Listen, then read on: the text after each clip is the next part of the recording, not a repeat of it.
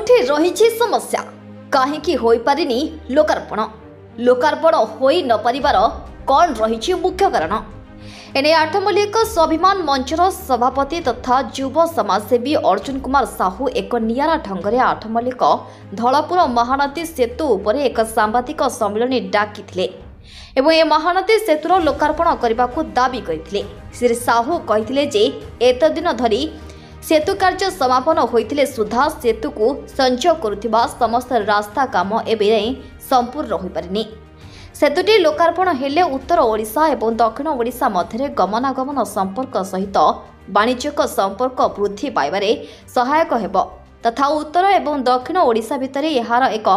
Lifeline बोली श्री साहू निजर मत प्रकाश करथिले। माने देखंतु ये होची आठमल्लिक धौलपुर महानदी सेतु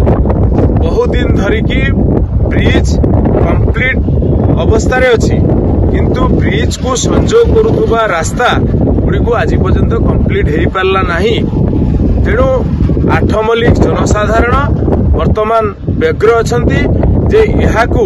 यथाशीघ्र माननीय मुख्यमंत्री नवीन पट्टनायक द्वारा लोकार्पण कर जाऊ आ आपण माने जानती आठमल्लिक बहुत दिन धरी गोटे बहुत बड़ काम जोटा कि लोक मैंने चाहूले जे आठमल्लिक तथा आमर आठमल्लिक बहुत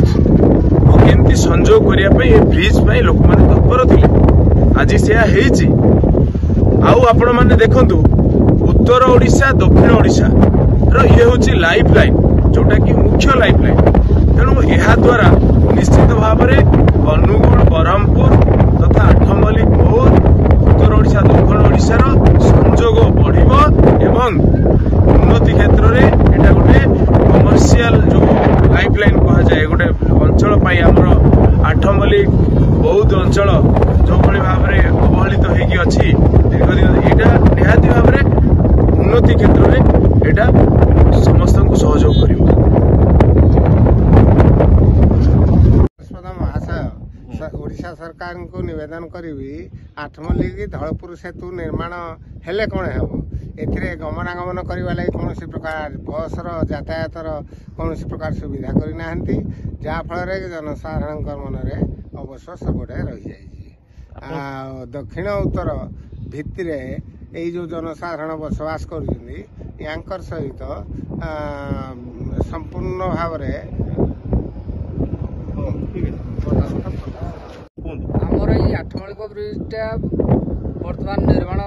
काम सरी जाइए बाकी अच्छी जेहेतु आमर यहाँ उत्तर ओडिशा रू दक्षिण ओडिशा बहुत सर्टकट रास्ता अच्छी आमर लोकार्पण हो न पार आमर ये यात्रीवाही बस गुड़ा चली पारना आमर पब्लिक किंबा आमर पैसेंजर माने बहुत हैरान हरकत होती किंतु मो मुख्यमंत्री साहब को अनुरोध करुच्ची आमर ये ब्रिजटा उद्घाटन करी आपण कामटे समापन करंतु। दीर्घ वर्ष हवा पड़ी काम काम सरी कि उद्घाटन नहीं पाने एने क्या कहबे आपण या उद्घाटन हो नहीं पारे जदी होइतिले गाड़ी मोटर चलले हम सुविधा हो पारता आम जहाँफल निज ये आसी पारे असुविधा जीवा आसबार असुविधा हो बस बस में गले सुविधा जिनस पत्र पठे नहीं पारे फोन माध्यम कर सेटा ही पारे निजे आसवा पड़े उद्घाटन हेले भल बेगी हेले 2024 साधारण निर्वाचन को दृष्टि रखी निर्वाचन घोषणा पूर्व मुख्यमंत्री श्री नवीन पट्टनायक कर कमल में आठमल्लिक धौलपुर सेतु को लोकार्पित करने को आठमल्लिक स्वाभिमान मंच तथा समाजसेवी अर्जुन साहू एवं स्थानीय जनसाधारण निजर दाबी जणाइछन्ती। अनुकूल जिला आठमल्लिक अम्लान मिश्र रिपोर्ट टाइम्स मीडिया।